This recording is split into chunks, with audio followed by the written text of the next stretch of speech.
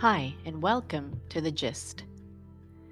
Every day, many of us deal with reams of emails, texts, documents, and media that can overwhelm our brains. So, keeping track of all this content has become an entire field in and of itself. This is certainly true for organizations, large and small, but it's also a real challenge on a personal level. How can we manage and decipher what information is useful? How do we separate sense from nonsense? And more importantly, does any of it make us more effective or creative? Here are some things to consider as we grapple with these questions. There's no shortage of advice and tools to help us with personal knowledge management. One popular method is called building a second brain, or BASB. At the heart of this approach is the commonplace book, one place where you keep your content meaningfully organized using whatever software works for you. This idea isn't new. Great writers, thinkers, or scientists like Leonardo da Vinci and many others kept a physical book with them at all times to take notes or make rough drawings. Today, we can have a digital version which allows us to quickly search for and move information.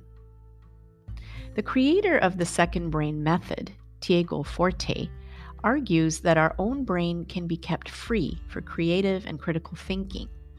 Our second brain, the commonplace book, can be used to capture, organize, distill, and express all our content, or code for short. If you want to know more about BASB, physician and YouTuber Ali Abdaal offers a good summary of how he applies the method to his work.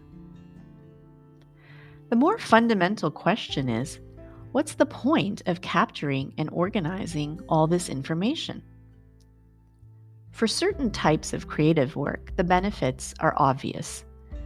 Writers, for example, can use their second brains to note snippets of information they read or listen to, or ideas that pop into their minds throughout their day. This can prevent the dreaded blank page when they sit down to do their work, and takes away writer's block because they already have a springboard of content to build on.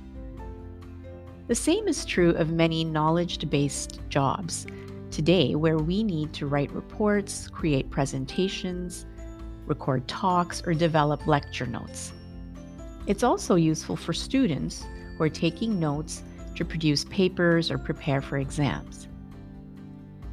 The danger is that we can get stuck in the process of capturing and organizing information rather than focusing our time on producing something meaningful. If we're not careful, our second brain can become full of so much information we no longer know what's actually useful. Managing our commonplace book becomes a job in itself. It becomes the end rather than the means, which leaves us back at square one, as overwhelmed as when we started, without any real productivity gains.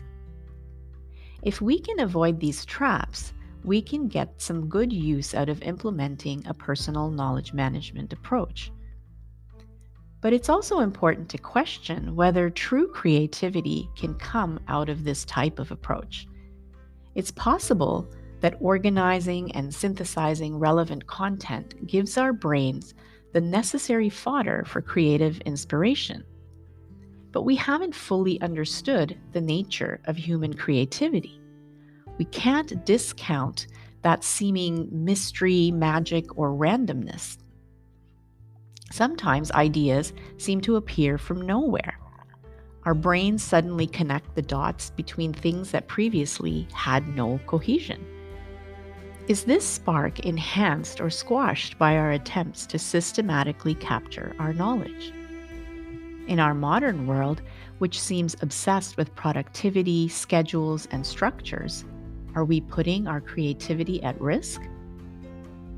Perhaps we can all reflect on these questions as we try to bring forth our creativity in our work and our lives, and find ways to harness knowledge and technology to inspire us. On that note, wishing you a great week ahead, be well, and see you next time on The Gist.